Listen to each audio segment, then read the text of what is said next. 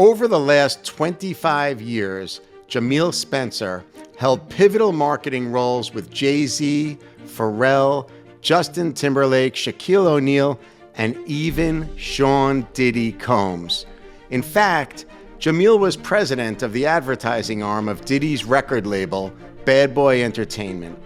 Back then, Diddy asserted, "Jameel is a close personal friend, a trusted partner, and a valued member of our team. A young leader with a tremendous future in marketing and advertising." And boy, did Jameel step up. I got hired to run Bad Boy Marketing, and I said to Puff that I wanted to be the general manager, and he was like, "Nah, you got to be the president." He said, "No one wants to talk to the general manager. You want to be the president." Today, Jameel is Chief Marketing Officer of WHP Global, a consumer brand powerhouse that generates over $7 billion in sales. Jameel leads creative marketing, celebrity talent development, and diversity and inclusion efforts across the entire brand portfolio, including Anne Klein, Toys R Us, Express, Bonobos, and Rag & Bone. During our discussion, Jameel opens up about his long-standing relationship with Diddy and provides a frank reason as to what is truly at the center of Diddy's demise. I think he might have been on a journey that was going to end way worse than this, and this is pretty freaking bad. Jameel, thank you for joining me on this episode of Some Future Day.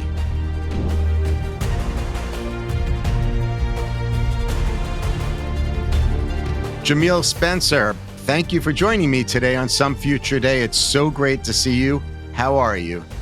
I'm great, man. Thanks for having me. Any opportunity to sort of, talk to like the future generation of people who will shape culture is, I jump at that. I think that's part of our responsibility. To whom much is given, much is expected. So super excited to be here with you, someone who I admire your journey, and sort of the enterprise that you've built, and more importantly, how you show up as a human being. Thank you so much, Jameel. I appreciate the kind words. You've been shaking up culture for your entire career. In 2004, you were awarded one of the Crain's 40 Under 40 prizes. At the time, you were president of Blue Flame Marketing, which was a marketing and advertising agency. It was plugged into as a division of Sean P. Diddy Combs' Bad Boy Worldwide Entertainment. Before we get into like Diddy and all that, can you tell me a little bit about what Blue Flame was back then? I remember it was really like, I had my eye on you, and I remember it was really groundbreaking at the time. There really weren't agencies that like propped up and then plugged into an entity. I thought it was really an innovative and a cool business model. Can you talk about Blue Flame a little bit, please? For sure, man. It's one of the experiences that I'm most proud of, quite honestly, because if you think about the time, right, it was at sort of, a moment in time where like hip hop culture had become the prevailing culture and the prevailing sort of indicator of pop culture. And you were seeing, young Black entrepreneurs creating success on our own terms. We were able to dress like ourselves. We were able to speak like ourselves. And pop culture was really, really gravitating to it. And so if you think about the reason why, like, Puff at the time and even beyond, and like Jay-Z, and there's probably a good handful of like culturally relevant, individuals that really, really push culture forward. If you think about the time, they were successful. They were known for their day job. So whether it be Puff was for music or Jay-Z for, as a performer.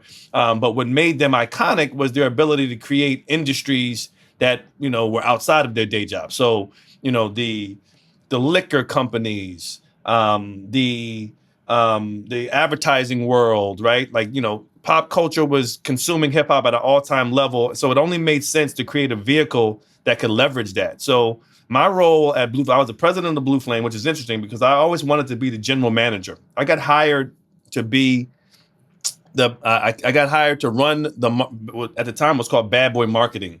I got hired to run Bad Boy Marketing, and I said to Puff that I wanted to be the general manager, and he was like, "Nah, you got to be the president." He said, "No one wants to talk to the general manager. You want to be the president." And that was really,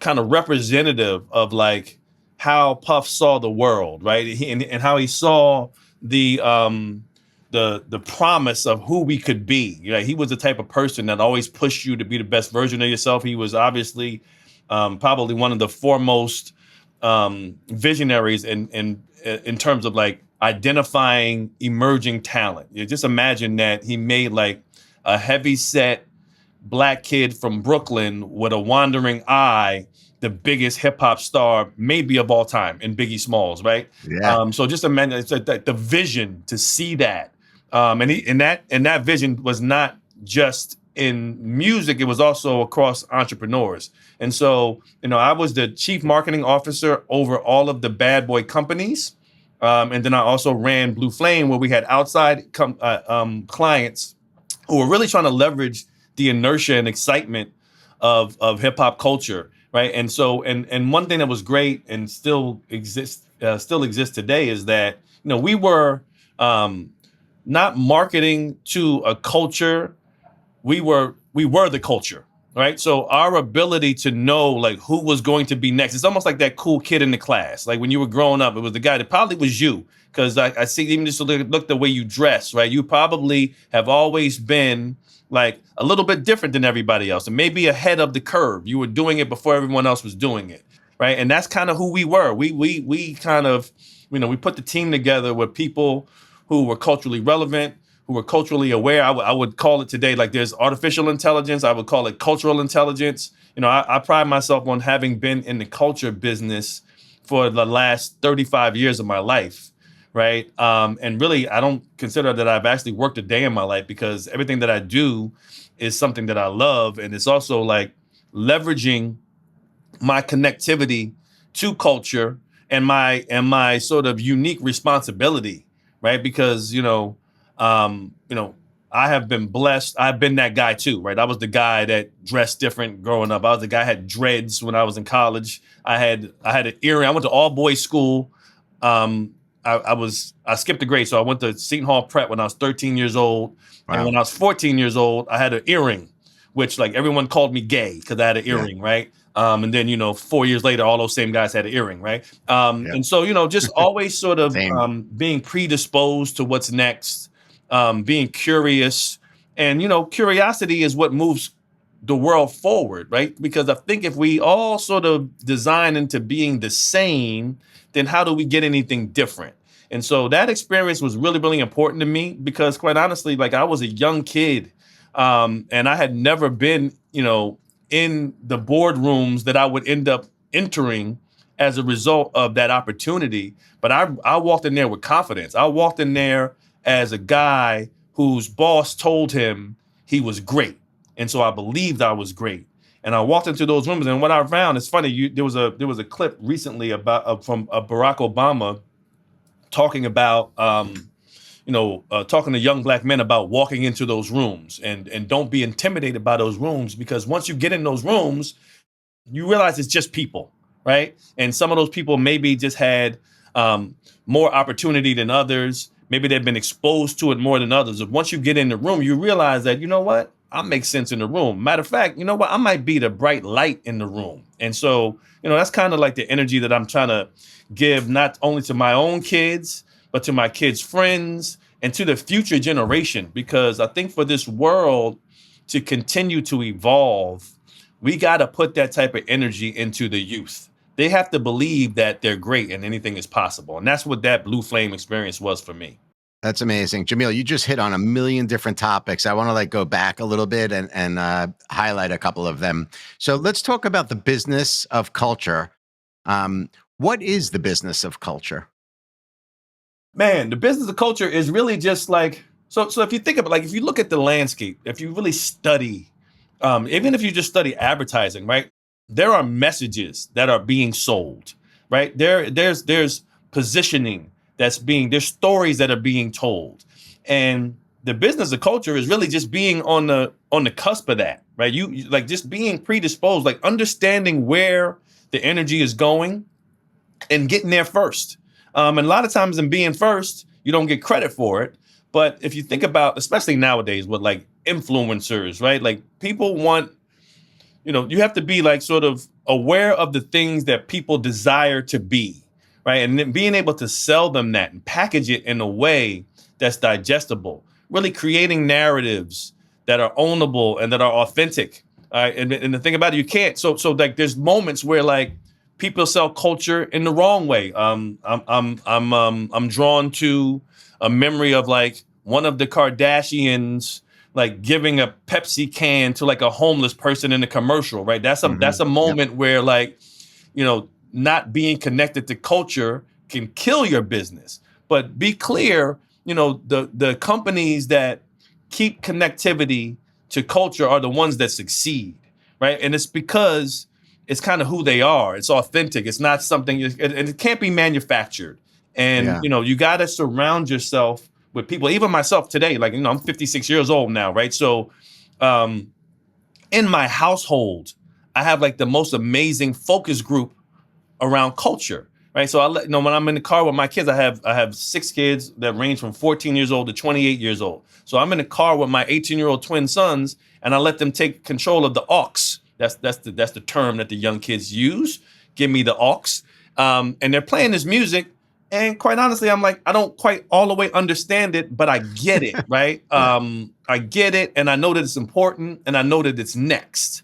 And so, the culture business is really just like it's like the heartbeat of how the world moves, right? It's important, and used irresponsible, it could sell the wrong thing. So we're living in a time, even in music, hip hop music in particular, there's this thing called drill music, where these guys, and it's like a mind blowing to me. Like there was just a guy, I can't think of the guy's name, but a rapper that just got arrested for like putting a hit on someone. And these people drill music is basically these guys who are like criminals talking about the illegal things that they do in music, right? That's a moment where, while it's a real thing that's really happening, it's irresponsible, right? It's teaching something that will not serve the world in a positive way. But that's the reality of culture, right? It's not always a positive thing. We could also sell a lot of negativity if we choose to. Yeah, it's too much. It's too much. But I guess part of what you're talking about, there's like this tension that I've been exploring for years as it relates. Like you're a culture finder, you understand it. I feel like it's baked into who you are. It's almost inherently a part of Jameel Spencer. Do you feel like people can learn and be educated about culture to find the next cultural movement, or do you feel like it's inherently inside of you? And the best chief marketing officers, the best brand builders are the ones that understand where culture is coming next. It's almost like they could sense the fashion trend, the art trend, the music trend. You can't really learn it, in my opinion. Do you agree? I'd say this. I think there's a lot of chief marketing officers of big CPG companies that are not inherently that, right? So, and I think it's a combination of research, data, and then also like surrounding yourself with people, because you're going to need someone. So, and I would say this, and I had this conversation. So in my previous life, I had the luxury of working with Pharrell Williams, and he and I had a conversation because we're very similar, meaning that we come from like these inner cities. I was born and raised in Newark, New Jersey. He was born and raised in Virginia Beach.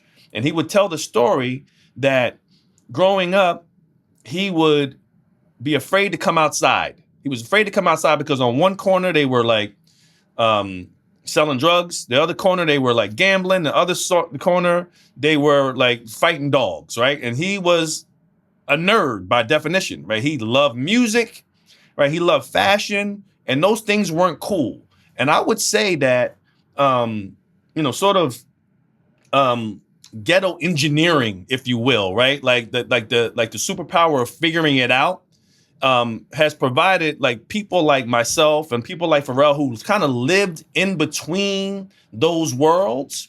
I think you have more imagination, right? You're forced to have more imagination because it's really easy to design into the negative things. Those things typically have like either become with fast money or fast satisfaction. Those types of. It's hard to be counterculture, right? It's hard to be different, and so I think that people have to figure out how to study it, but it won't be the same, right? And it won't give you the ability. But I think that's why you see like these CMOs of these big CPG companies use a bunch of agencies. They use sort of outside resources to kind of fill the gap, and they are sort of measured enough and honest enough to know what they don't know and lean on other people to help them figure it out. But I would also say that there's probably a small community, and again, like I said, it's not that odd. Like if you think about it, there's always been that kid in your class. He was just a little bit different. Probably didn't talk a lot. He was on the things he didn't want and by the way, he did those things and he didn't want everyone else doing them too. Yeah, he was the guy that always wanted to be first. Like I'm wearing my, it's almost like you watch the Fresh Prince of Bel-Air, right? And he was wearing he went to like a private school and they're wearing it, but he wore his blazer inside out.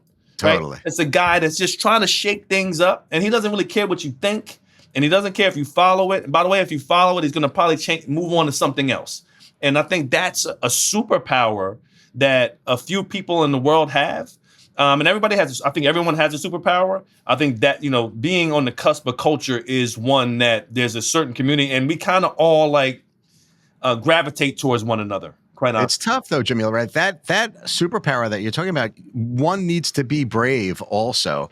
It's almost as if you want to be an individual, and it's not even about like saying, hey, look at me. It's just the way you're expressing yourself. And that could come through so many different mediums. Typically, these these visionaries come out in a way where most people are like, whoa, whoa, whoa, that's not for me. That is counterculture, right? And then they rise to the top. Like you talk about Biggie and you talk about Pharrell. When Pharrell came out with his music, at the first step forward, when he came out with his music, it was a new, almost like a groundbreaking genre within can you categorize it even like within the hip hop community? It was totally groundbreaking. For sure. And it takes balls to go ahead and step out that way. And then his fashion followed, right? Like Billionaires Boys Club was also very singular, a very distinct point. If you look at like, and you know this, you could articulate this better than me, but if you see like how the hip hop community influenced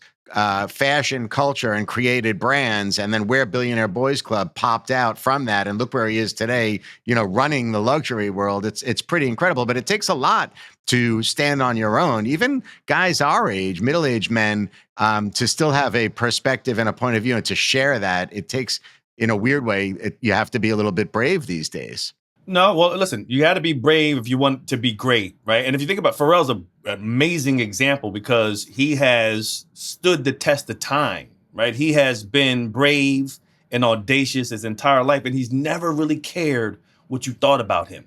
He's never cared. Even today, the way he dresses. There was a time he was on the cover of GQ, I think, and he was like wearing a dress. And it was all this conversation about like, culture trying to rip apart masculinity. And the curiosity of a guy like Pharrell says, you know what?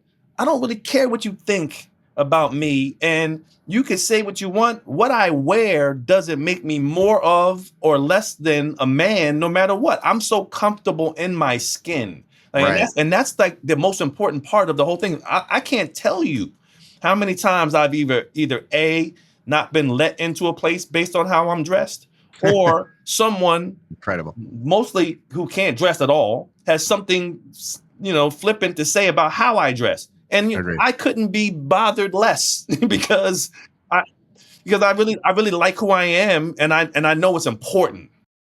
Correct. So then how do you apply those principles as a brand marketer? I mean, here you are working with some of the biggest brands in the world. How do you take that concept of I'm going to apply true culture to these amazing brands that we own? Your brand portfolio at WHP is incredible, and balance that with so real culture brings emotion between the brand and the consumer, right? At the end of the day, there's a lot of emotion that you're talking about, Jameel, but then you also, as a marketer, mentioned something called data. So how do you balance this tension between an authentic experience brought to you by culture with your brand versus we're going to get under the hood and analyze who you are, target customer, just from numbers, just from the data? Yeah, no, where do you see that? That's an amazing question, and it's it's an ongoing. So it's almost like driving a stick shift. And I'm sure young people never heard of a stick shift, right? But you know that like the balance that you have to Yes. change gears, right? And so so first of all, I'd say that with respect to data, I always say this out loud. I will put my instincts against your data all day, right? There will be a significant intersection between what I know instinctually and the data that you'll capture, but that you'll have to go out there and research. I just know it. I wake up every morning knowing how culture is going to move. However, there are moments that are things that go off of the sort of the meter of data, right? That the data hasn't caught up to yet. So there was a moment in my previous life I was running. One of the brands I was marketing was Joe's Jeans. This was probably, I don't know, 6 or 7 years ago. It was my idea was to put, because in my mind, denim advertising had forever been super sexy. If you think about Brooke Shields in her Calvin Klein jeans, right? Yep. Iconic. So exactly, right? And so my idea was to put Kendall Jenner. Now this is when Kendall Jenner was not Kendall Jenner, right? She was Kendall Jenner and Odell Beckham when Odell Beckham was on the New York Giants. Cool. In the ad together, and it was going to be them in the shower with the jeans on, right? And our partners were like, Kendall Jenner, she's cheesy. I mean, not Kendall Jenner, Kylie Jenner. And that's a very important distinction. It was Kylie Jenner. She's like, let's get Kendall Jenner. She's a model. They wanted the woman that was in Tomb Raider. I can't think of her name. And then they're like, Odell Beckham, he's too urban, right? And I was like, I wasn't offended, although I was offended.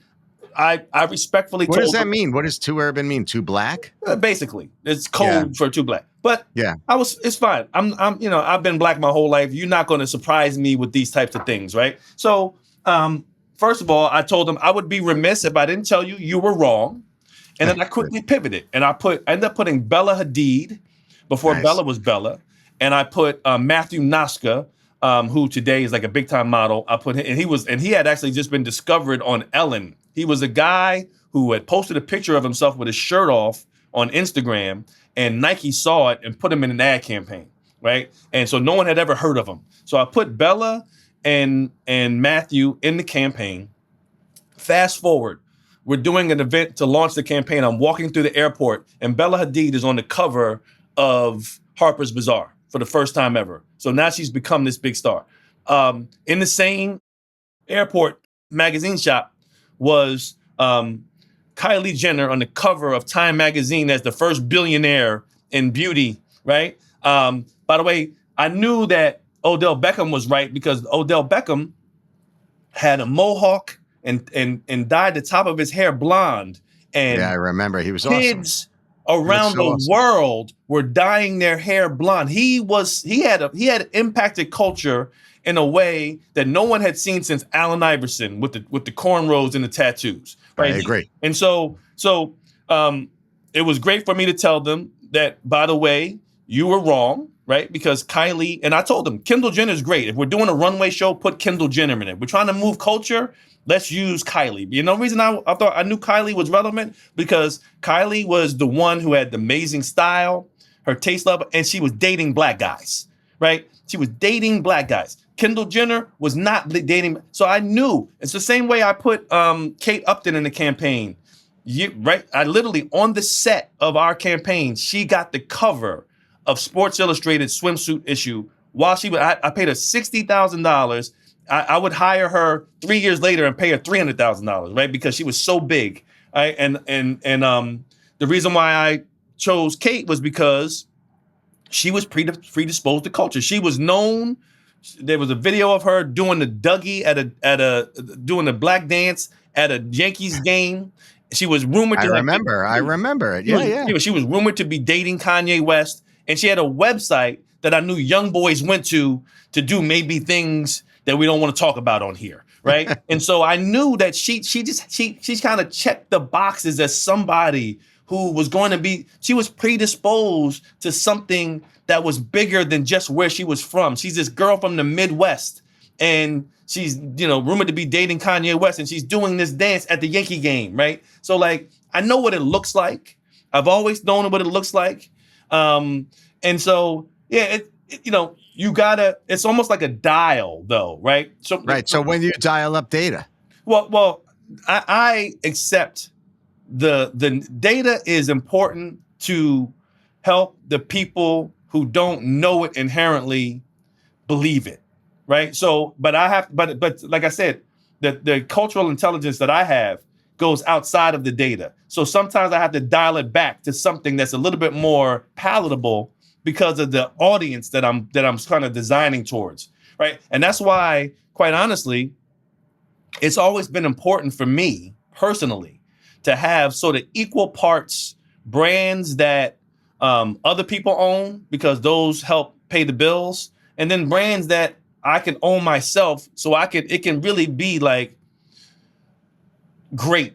Because I feel like sometimes you're not allowed to be great if the data doesn't support it, right? If you can't, no one wants to be first. Like Coca-Cola can't afford to be first. They probably could win in a really, really big way if they were, but they can't afford it. So it's got to be a little safer. And I think data is the safety net, right? Data is the way that the people who don't come from the culture get comfortable around culture. that's interesting. So it's almost like it's like a third party validation. So you come in 100%. with your cultural intelligence and you're like, here are the celebrities we need to activate surrounding this campaign, surrounding this brand, surrounding this product. And then your executive management team might have some doubts about it. Data backs it up. You're off to the races. Let's talk about cultural intelligence, though, for a second. I love that concept, this idea of CI, right? Yeah. Cultural intelligence. Tell me, in 2025, what do you predict is going to be relevant as it relates to culture and music, culture and fashion, culture and art?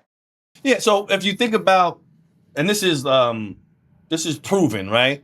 Anytime anything goes too far in one direction, we're on our way to the other direction, Yeah. right? And maybe this is like wishful thinking, but I think that integrity, authenticity, being a good person. If I'm looking at, like, if you look at culture, by the way, this is a great way to bring it back to Puff, quite honestly, right? Um, you know, um, just for the record, like, one of my dearest friends, love him to death. His kids are like my kids. His kids grew up with my kids. But somewhere along the line, he let success make him go so far off the grid that he put himself in harm's way, right? Where you look at Jay-Z, on the other hand, who very famously, very publicly, cheated on like the most beautiful woman in the world, and decided to double down and become more of a family man, right? And you see where their trajectories are going, two separate directions. So I would say that having a heart is going to be in vogue. I think no matter what, I think inclusivity is about to be in vogue. I think, and I think it's going to be challenged, right? And I think the challenge is actually a good thing. Like, sometimes you got to make people so uncomfortable that they realize how necessary things are. So I'm going to tell you that, like, there's an artist, Micheline Thomas. She's a good friend of mine, right? She is a lesbian woman who sees women of color in particular, but women generally, in a light that's very similar, like, to how Da Vinci was painting figures back in the day, right? And so, and you're seeing that she's super duper successful, right? You're seeing, like, even just the Black art world in general being something that always was, like, disproportionate in terms of, like, the value of it, but now the value is increasing. And so I'm going to tell you that family, those core values that at least people told you this country was founded on, I think we're going to see sort of those things being restored. Because I think, I knew that today, this is the day after the election, I knew that today, no matter who won, it was going to unlock an energy that was unhealthy. But sometimes it's like you go to the gym and you work out, right? And after you finish working out, you're super sore. But that's, the pain is part of the change. And so I think we're in a time where the world is going to change. The world has no choice but to change. Because, like I said, when things go too far in one direction, they're going to come back in another. I think that you know, music about songs about love. There's no songs about love, right? And it's funny because my kids, because they live in my house, all sort of are aware of songs about love. And they're not only aware of songs about love, they are seeing a healthy relationship between a man and a woman, right? They're seeing, so they know that I love my wife, right? And that's important because if you look at even like film and television, you don't see a lot of healthy relationships.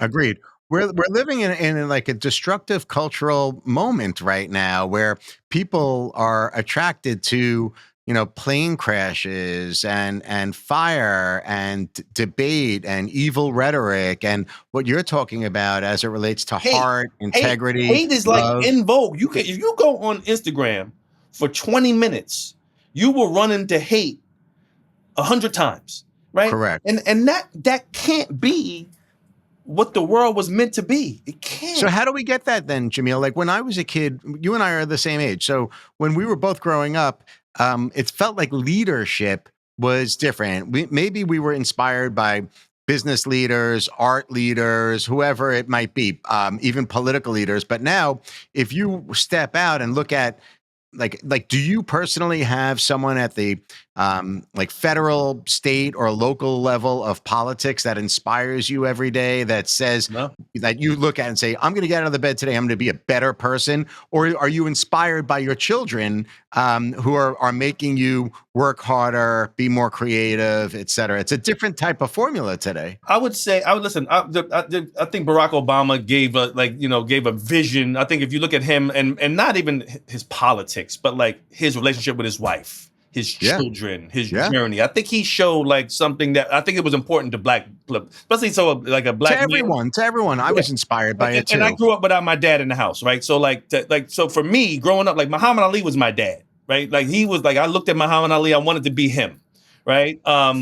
Except for the fighting part. I would say I am acutely aware of my responsibility, and I will tell you that I believe in my heart of hearts that my superpower is that I'm supposed to be the best dad and husband and and executive, like somebody that people look at and say, wow, like that's a successful, healthy relationship. And as a result, all of the things that come with that, I'm supposed to permeate that to the rest of the world. I believe that is my responsibility. How does a brand act that way then? Like let's take like pick one of the brands in your portfolio just for exemplary purposes. Anne Klein's a perfect example. How does it not say love, integrity, respect? How does it be love, integrity, respect? I think you got so people don't buy what you do, they buy how you make them feel. So when we started working on and when we bought Anne Klein in 2018, had become a label. It wasn't a brand, right? And but if you go back and do the research into the early days, Anne Klein was a female entrepreneur in the 60s, right? In a male dominated world of fashion. She was kind of ahead of her time in terms of diversity and inclusion, putting women of color on the runway in Paris at the famous Battle of Versailles. In the ad campaigns, there was Cindy Crawford and these supermodels, right? But she made clothes for the everyday woman to wear in the workplace. And just imagine who that was in the late 60s. Like women even being in the workplace was damn near like, an oxymoron. So it was like, like women in the workplace. Like that was the time. Like we were watching All in the Family, and he was calling Edith the dummy and Yeah. wanted her just to stay home and cook the dinner and shut up, right? Yeah. If you watch those shows from back in those, and I love those shows, right? But you watch them now, they hit different because Totally agree. the things that they said and what they were promoting were so negative. It's very similar to now, right? And then, things went to the other direction, and maybe they go too far in another direction, so it makes people want to go back to what they used to be. But so Anne Klein was a label. We first started on the product because product is king. If you lead a horse to water and the water don't taste good, the horse ain't gonna drink no more, no matter what. So we focused on the product, making it feel like one brand, but we also restored some of the core tenets of what the brand was about. And so we started, if you think about Cindy Crawford in the early 80s as a supermodel, what would be the modern day version of that? So our modern day version of that was Joan Smalls. Joan Smalls Cool. is a Puerto Rican Dominican supermodel. Love her. Amazing human being also. We worked with her quite a bit. Love her. Yeah, she's amazing, right? And then we said, you know what? We're no longer going to ask models to show up as models. We're going to hire models as themselves and then commission them for 2 days. So one day we're going to make art and shoot beautiful images. The next day we're going to be about purpose. And our Cool. purpose for the Anne Klein brand is really to celebrate and empower the community of women at all ages. We're going to meet them at every age that they are, because we do think that, and by the way women dress in the workplace is different now, right? Like For even the way sure. we're dressed now, right? This is Yep. different. Like, we know there was a time that if you sit in an office like this, or I'm on Fifth Avenue between 44th and 45th, you had a tie and suit on, right? Every day. Right. Every day. Yep. And women probably have even more sort of, elasticity in terms of like how they can show up. And so we wanted to make sure that we put purpose and put a heart back into the brand. And so, with Joan, we partnered with Girls Inc., which is like a group for like high school age students who are interested in the future in the fashion business. We had them come and do a mentoring session with Joan and Nada DeVere, who's our partner at Macy's. So it's equal parts. There's purpose, but there's also commerce going on. Nada DeVere is the most senior woman at Macy's. And by the way, she's like 39 years old and she's the chief merchandising officer. So that's powerful and inspirational in and of itself. I know her. I know her. She's great. And then Joan dressed every one of the women. It was 12 girls. We dressed every one of them in Anne Klein from head to toe and basically gave them something to wear when they go to their interviews. I've never heard of anything like that before, Jameel. That's really groundbreaking. It's really important, man. Again, for me, like I understand like who I am in the world, and so and if I get an opportunity to sit in these rooms, then I have an obligation, and the obligation is to be inclusive in terms of the storytelling, to have a purpose and get and reach a hand back to not just the younger generation, but also like we did a thing with Candace Swanepoel, also a supermodel. Gorgeous. Right? We did a thing with Candace and we worked with Custom Collaborative. Custom Collaborative is basically like the adult version of Girls Inc. So it's women who are, 40 to 50 years old who are trying to get like a second chance and looking for opportunities in the fashion business. So we sponsored a cohort of 15 women. We paid for their whole program. They do like a 14-week program where they learn how to sew. They learn how to create, tech packs. They really learn like the basic foundationary skills that are necessary to be in the fashion business. And we did a luncheon with Candace. We donated a bunch of stuff. I spoke at their graduation. Like we really want to, give our brands a heart and a soul, because so you're empowering, in that instance, you're empowering these individuals to be autonomous, to have a career path. Did you keep in touch with any of the participants? Do you know if you had any kind of like great payoff story? Absolutely. So it was interesting. One of the part we did with Gina Rodriguez from Jane the Virgin. She's actually on the show with Shaquille O'Neal now, which is interesting. Gina Rodriguez, an actress from Jane the Virgin, the show Jane the Virgin. We worked with her one season and we partnered with Fashion Scholarship Fund, and we did a design contest. So there was 3 finalists, and then the winning design got their T-shirt put in our ad campaign. So we shot the actual designer, who was a young woman. I think she went to FIT with Gina, and then she ended up getting a job at one of our licensees. Amazing. Right? So this is that we want to continue, and it's not. That's like the biggest win for a brand, where you're creating that true emotional connection between the consumer and the brand. That's going to bring so much more value, longevity. It brings loyalty to the brand. That's amazing stuff. And it's not enough to do well, right? You got to do good. And by the way, it actually at the same time becomes good business. Jameel, I love the Anne Klein story. Something that you might not be aware of is I had a big moment. I had a few big moments with the Anne Klein brand. And one of my favorite things that our agency did with Anne Klein was we put the legendary, very strong, amazingly talented woman, Isabel Toledo, in as creative director. I'm sure you remember those years. Absolutely. We had all the windows at Barney's. Anna Wintour sat in the front row. It was a moment where like we were trying to like revitalize the brand at the luxury tier, and she created an incredible collection. Let me ask you a question though. Like, so we talk a little bit about celebrity marketing. We talk a little bit about influencer marketing, cause-related marketing. I'm still hung up on the concept of CI, but where does technology come into play? Like data analytics is one piece of it, but I feel like that's in every marketer's toolkit these days. What about emerging technology, Jameel? Do you have artificial intelligence on any of your brand's radars right now? Absolutely. Listen, it's funny. You know, as you get older, right, these things are going to come and they're going to impact culture in a way that if you don't adapt, you become obsolete. So it's interesting because even like the chat GPT thing where like there's people now, and I think they even have it like on the phone, like kind of inherently where you can like type something and they can make it sound more clever, right? I actually was annoyed by that because, I sound clever organically. So I was like, man, you're letting these people catch up to me. But the reality is this: the train is coming and you're going to either get on it or you're going to get run over by it. Right. And so AI is, we actually have a couple of task force here. So we're using AI to do all our PDP images for our Right. fashion brands. You're seeing AI being used in an amazing way around advertising. That there's a Dior ad with Rihanna in it, right? And where like I'm watching it and I'm like, wow, this is really, really cool. So it's something that's happening, and if we don't figure out the way to be a part of it, then we will be in the past. We'll be in the rearview mirror of that train.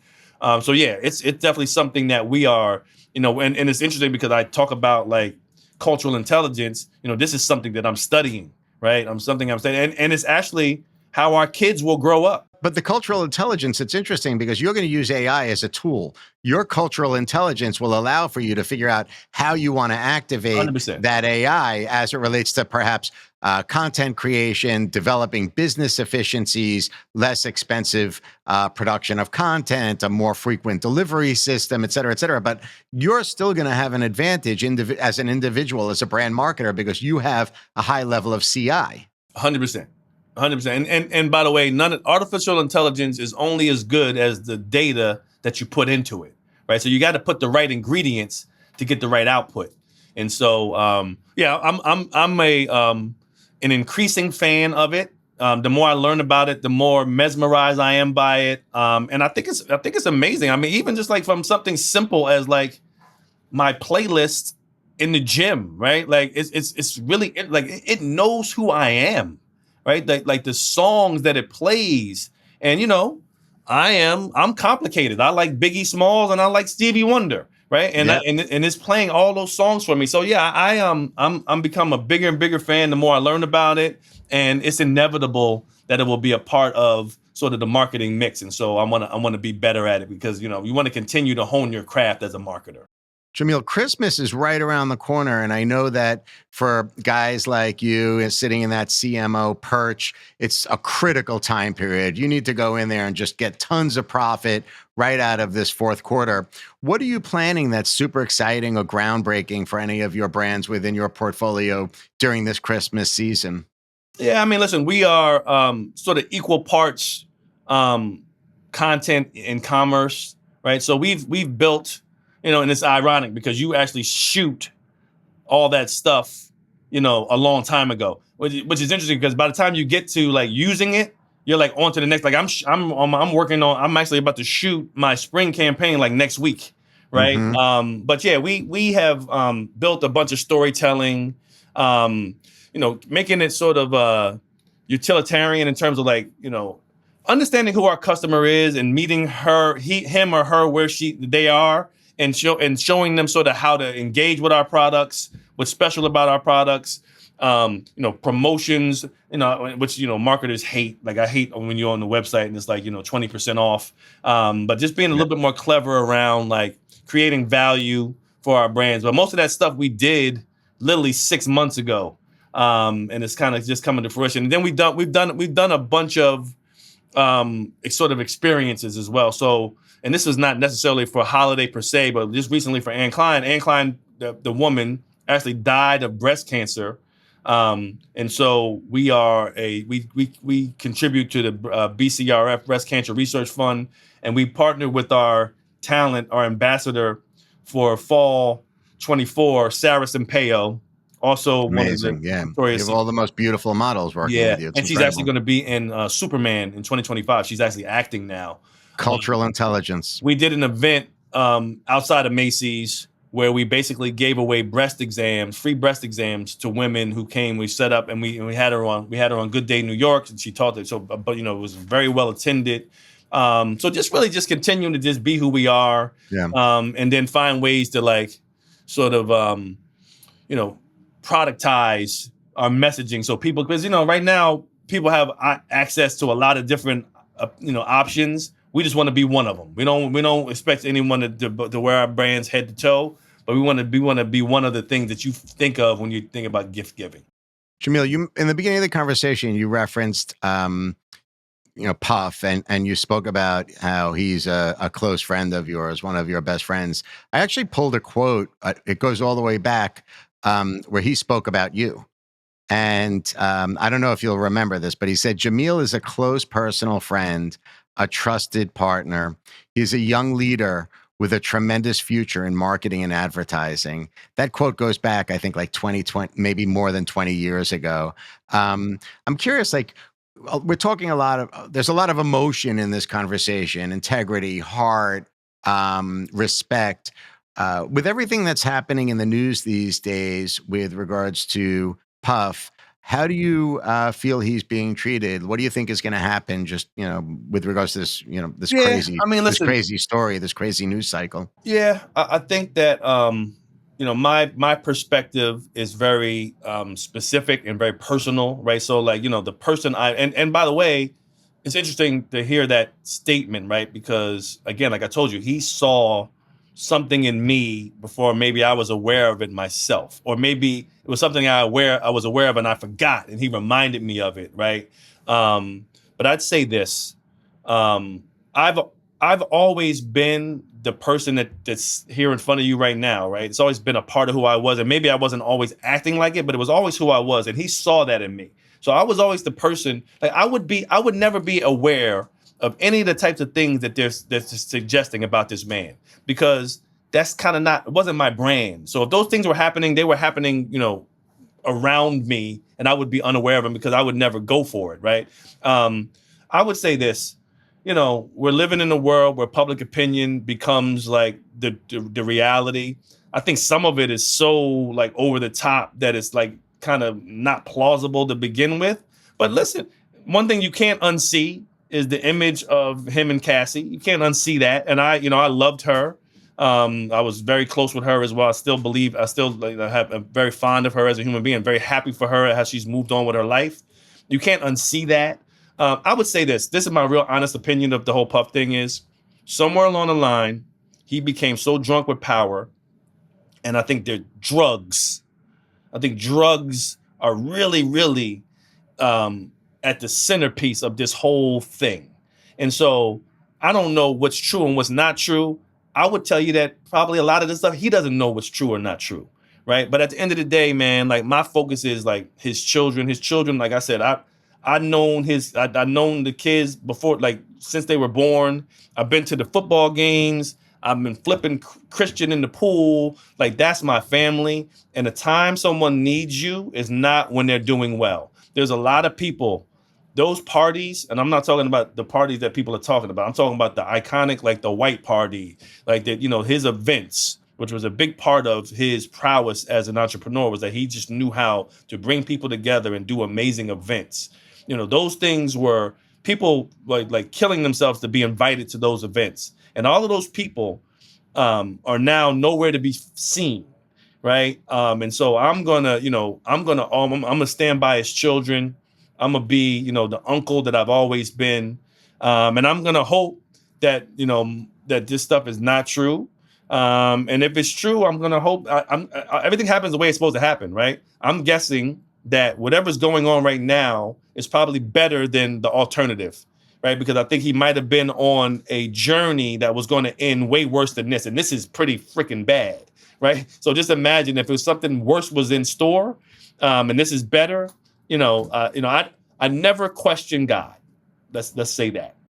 So are you saying, just so I understand, are you saying like Diddy was so mixed up in drug use himself that he was on a crash course with death. Like he was like it was either get arrested and stop this machine of personal destruction, or literally die. I believe that. I believe that in Wow. my heart of hearts. Wow, that's crazy. Have you spoke with him at all? Have you been able to see him at all? I've been, like I said, I've been to court 2 of the last 3 dates, and I haven't been able to actually talk to him, but I've waved from afar. But, he knows I'm there. He knows I'm there supporting. I talk to his kids pretty regularly.